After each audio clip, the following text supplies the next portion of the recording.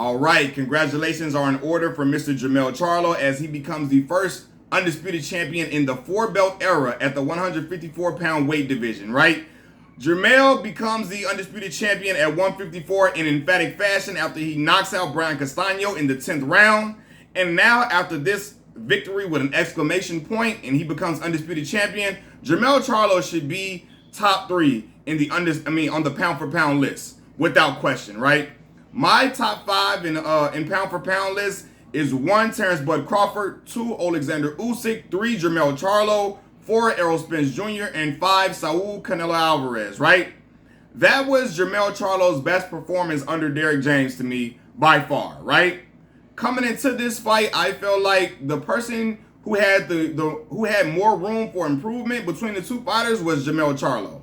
I believe that Brian Castano's best chance at winning this fight last night was for him to keep the fight in close quarters so that he can just make it a brawl with Jermell, because Brian Castano punches in high volume. He got smothering punches. He got some pop to his punches. And you know what I mean? He's not scared to engage at all. On the flip side of the coin, during that first fight, I felt like Jermell could improve on a lot. Number 1, Jermell Charlo needed to stay off the ropes during this fight, which is what he did. He needed to move well. He needed to establish a jab. He needed to have more work to the body and have some varying punches and not just headhunt all night. And that's what Jermell Charlo did, man. I was impressed with this performance, especially from round 7 to 10. Jermell Charlo put on a boxing clinic to me. Like, he was boxing beautifully from round 7 to 10, and I knew that at that point, even if he didn't get the stoppage, he would get the unanimous decision based upon how well he boxed to end that fight, right?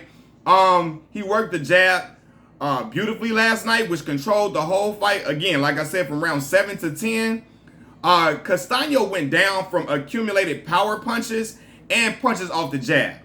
I always say this too, man. Having a good jab in boxing can take you from a good fighter to a great fighter. Having a good jab and good footwork can take you from a good fighter to a great fighter. The great Larry Holmes ruled the heavyweight division with a jab, and he worked it beautifully. And that's why I know that the jab is a great weapon to have. Errol Spence Jr. utilizes it a lot in his fights, and it's most of the time it's a huge difference maker for him, right? And Jermell Charlo used that. You know what I mean? Stick that jab out. And Brian Castano kept running into the jab all night long. And I'm like, man, use that jab. He cannot fuck with that jab at all. He had no answer for it. The best chance he had was to get into close quarters and bang it out, which sometimes I feel like Jermell fell into that trap of trying to bang it out with him instead of just boxing him. And I'm like, nah. I know at times you want to show that you have more power, you're more dominant than a guy, especially when you got dog in you that Jermell Charlo does. However, don't sucker him into the fight that he actually has the best chance of winning. And I say that because when Jermell Charlo gets in close quarters, at times, even though he's a great counterpuncher in close quarters, he can swing wildly. He can swing with looping shots that leaves him open to get countered. And Brian Castano, he had his best work during those moments where they fought on the inside, where they fought in close quarters.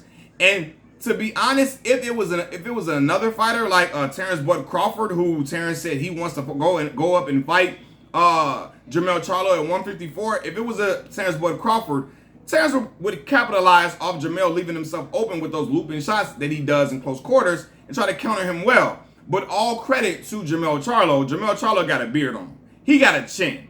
You know what I mean? That's what I noticed. He has a chin. He can take a punch and also give a punch as well, right? But I just felt like at times, sometimes Jermell would get suckered into a toe-to-toe fight with Brian Castano, which he didn't need to do, right? But again, this was the best fight that I've seen Jermell Charlo have under Derrick James, because he had a clear, concise game plan, and he stuck with it for most of the fight, right? He displayed great uppercuts to the body, and he established fighting from the outside, but body work. He established that early, and that was something that I feel like he lacked in that first fight. No body work. To break a fighter down systematically, you got to have punches that vary, not just headhunt. You got to go to that body, wear that body down, and then eventually he'll break down, and then he won't see those headshots coming. He won't see those hooks coming a lot of times, and then he'll walk into something dangerous, right? And Brian Castano walked into dangerous shots a lot last night. And again, he stuck to that game. He stuck to a game plan, man.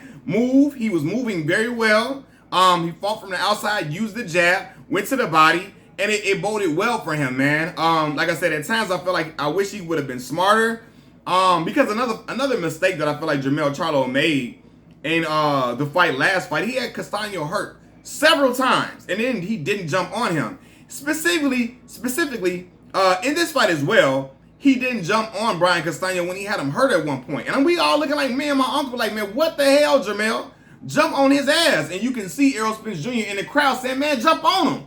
Jump on him, man. Don't let him recover, because Castano, all credit to him, he recovers well. If you give him time, he'll recover well, and then he'll bounce back from it, and then he'll start mixing it up with you if you allow him to do so, right? And Castano recovered well after that point, and I'm looking like, Jermell, you had a chance to jump on him and get on his ass.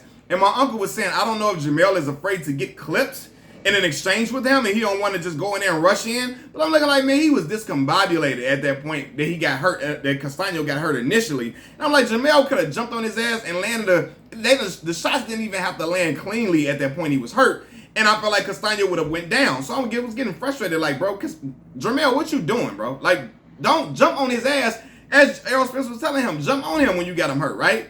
But yeah, man, Jermell boxed beautifully. I felt like at times, not at times during the fight, he jabbed beautifully. He established range. His check and left hook counters were immaculate. And that's what every fighter needs to, like, you need to have some great counters at times, right? Especially when a fighter has a great offensive output, the way that Brian Castano has. His offensive output is great. He has a high work rate, and a guy that has a high motor like that, especially in close quarters, you need to have some great counters in order to stop him from coming forward. And he stopped him at his tracks several times with check hooks and left hooks. But the thing was, sometimes Jermell would allow him to get into the close quarters and get into a fight, and Castano kept coming. But I knew eventually those shots were going to accumulate, and the accumulation from those power shots were going to hurt him and wear him down. I didn't think he would get stopped the way he got stopped, but I felt like eventually he was just going to go down on his own merits just from getting toe up from all those different shots. But he walked into some shit, and then Jermell Charlo finished him off, right? You know, I'm so glad, too, that Jermell finished him and knocked him out, because at the time of the stoppage, I saw a few fans, not a lot, but a few, saying things like they had the fight super razor thin close. Some people saying they had it a draw through those rounds. They had Castano up 1, and I'm like, what the hell are y'all watching? There's no way that you can have two working, functioning eyes and watch that fight and say you had Brian Castano up. From round 7 through 10, Jermell took on, like, he dominated the fight from round 7 through 10, and it was clear. He had the better moments. He landed the cleaner shots. He landed the cleaner power shots. He was the guy getting Castano hurt more. He was the guy getting his opponent hurt more. So I don't know how you can have Castano, how you can have it as a draw throughout those rounds or Castano up at all. So I'm glad he got the knockout so that we don't even have to have this back and forth about it being a robbery or no bullshit like that, right? Speaking of people having irrelevant conversations, let's talk about Sugar Shea Smith, right? Shea Smith used to fight under Floyd Mayweather, TMT. He's on the fight talking about the ridiculous scorecard, and that was a ridiculous scorecard. That scorecard is awful. That scorecard is criminal. All this bullshit, right? Talking about because they had Charlo winning by a wide margin, how criminal it was. Whining and complaining about the scorecard when the shit don't matter anyway, because Jermell stopped Brian Castano. He just kept going on and on about the scorecard. And to me, all this was about was that he believes that Jermell Charlo has garnered a huge favoring from the LDBC, the Lions Den boxing community, which supports a ton of black fighters, right? LDBC supports a lot of black fighters because a lot of the black fighters don't get the backing that they should be getting. A lot of the black fan base doesn't come to the fights as they should. The LDBC has guys who come to the fight. They pay for the pay-per-views. They big up the up-and-coming young black talent in boxing because a lot of the times they don't get the backing that a lot of us feel they deserve, right? And the LDBC supports the black fighters that are doing some great work, right? So Shea Smith got into a whole situation with the LDBC during the time of Deontay Wilder fighting. Shea thinks that Jermell Charlo is backed by the LDBC. So then he starts talking about how ridiculous the scorecard is for Charlo at the time of the stoppage and all of that when the shit don't matter, right? But little does he know that the LDBC has come off of backing Jermell Charlo after Jermell tried to put Deontay Wilder on Front Street and telling him race don't matter in boxing, race don't play no part in boxing, so on and so forth. He's saying shit like that. He's saying things like that in a public forum, so other people can see him questioning Deontay Wilder and telling Deontay Wilder a race don't matter in boxing in a public forum during a PBC interview, right? And people are all supporting Charlo. Yeah, Charlo gets it. Jermell Charlo gets it. Race doesn't play up any part in boxing. What is Deontay Wilder talking about? Race doesn't play a part in any part in boxing. It doesn't exist in boxing. Race doesn't matter in boxing. And Jermell did that to get pats on the back and to get kudos from a fan base of individuals that don't fuck with him in the first place. They can give a fuck about him or his brother in the first place. And everybody felt like, in the black community, a lot of us felt like it was some sucker shit for Jermell to do, to try to act like, oh, race don't matter in boxing. Because if you really felt like that, why you couldn't tell Deontay Wilder, which is not true at all. Race does play a part in boxing, a big part.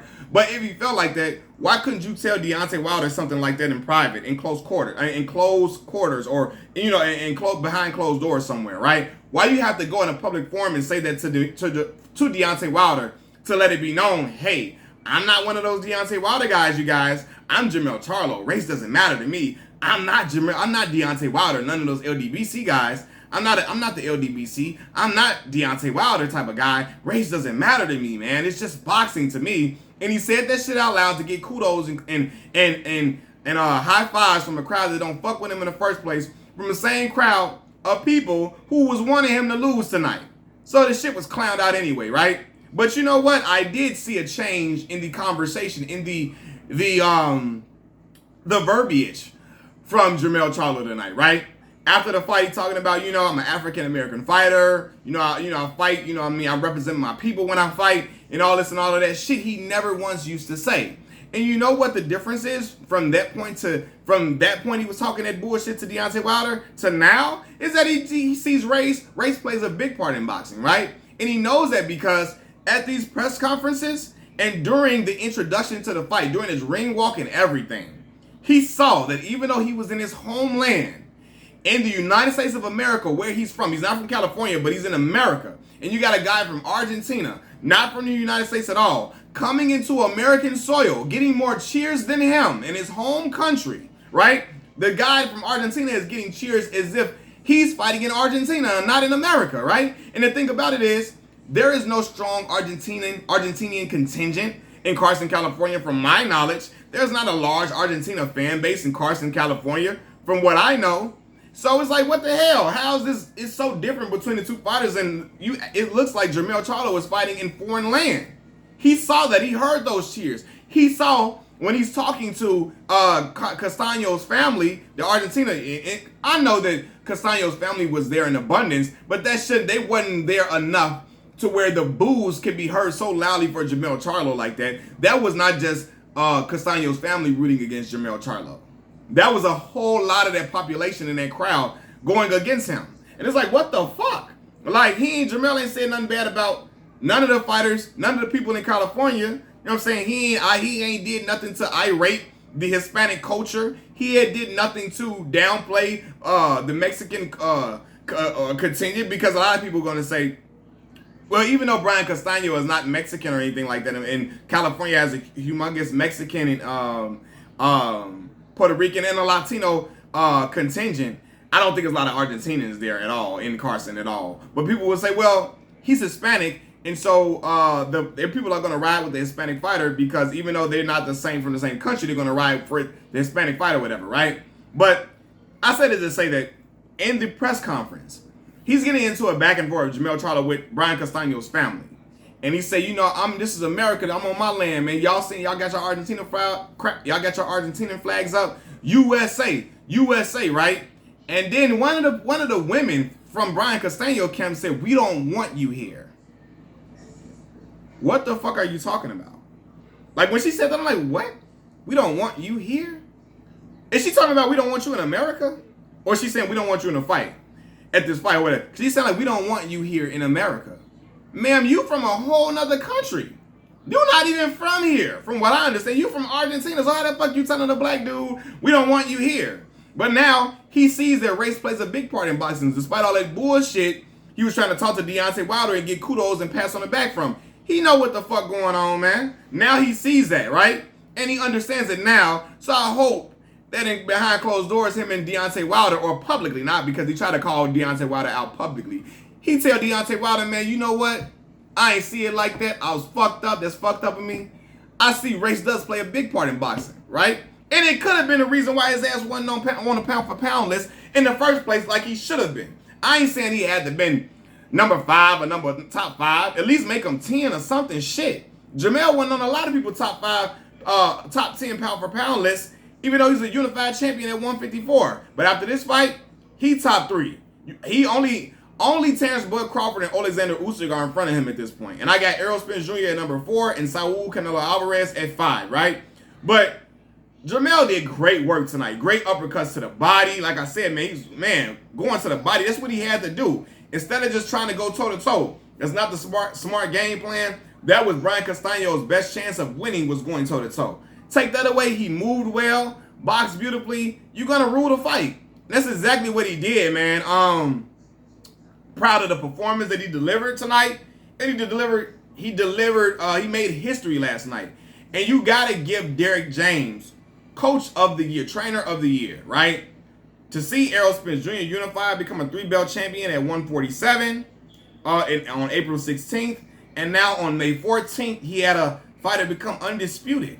Jermell Charlo, a guy who's been under him for a while. And if you've been watching Jermell Charlo, I say this is the best performance that I've seen from Jermell, because since he's been under Derek James, he's been on a knockout spree heavily, right? But I think when he was with Ronnie Shields, he was more of a technician, right? When he came with Derek, he started to fall in love with his power a lot because he saw he could stop guys. And a lot of the times he started getting into these toe-to-toe brawls where he didn't even have to have a toe-to-toe brawl with certain guys, right? Started getting into toe-to-toe brawls, started getting clipped up and getting caught with a lot of shots that put him in position to have to get knockouts at the time in order to just solidify the victory. I.e. Tony Harrison, he had to do it against Tony, and even at times, Jason Rosario, Jason Rosario, or Jason Rosario, however you want to pronounce it. He was, it was a close fight with him at certain points, right? Rosario was taking some rounds. And I feel like especially you can see it in that first Castano fight. He started to become too reliant on his power because he saw under Derek James, his power was starting to show and shine bright, right? But now during that fight last night, he was the boxer that I knew he could be after watching him under Ronnie Shields. I said Ronnie Fields. Godly. Ronnie Shields. He was the boxer that I saw him be under Ronnie Shields last night. And I believe Derek James that was always the game plan. For Jermell, I just think Jermell didn't always want to listen to Derek James. He wanted to just show he fell in love with the power a lot. But last night he put on a boxing clinic at times, and he used the weapons of a pure boxer in order to set up the knockout, in order to use his power in smart ways. And I salute him for that. Made history, man. The first undisputed champion at 154 during the 4-belt era. It's something to be proud about, man. Machiavelli Mills TV, y'all let me know what y'all think about the fight in the comment section below. Like the video, subscribe to the channel. I'm out. Peace.